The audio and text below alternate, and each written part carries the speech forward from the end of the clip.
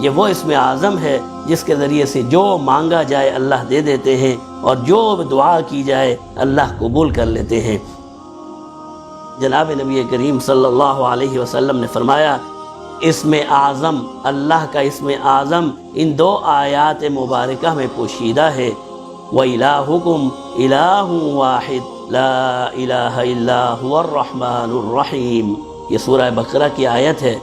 وَإِلَٰهُكُمْ إِلَٰهٌ وَاحِدٌ، اور تمہارا معبود ایک ہی معبود ہے، لا الہ الا ہو، اس کے علاوہ کوئی معبود نہیں۔ الرحمن، نہایت رحم کرنے والا، الرحیم، نہایت شفقت کرنے والا ہے۔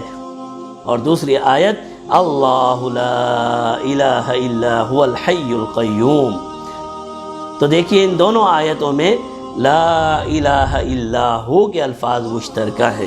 تو فرمایا اسم اعظم یہ دو آیات میں پوشیدہ ہے، اور اگر آپ دیکھیں گے تو وہی لا الہ الا ہو کے الفاظ ہیں۔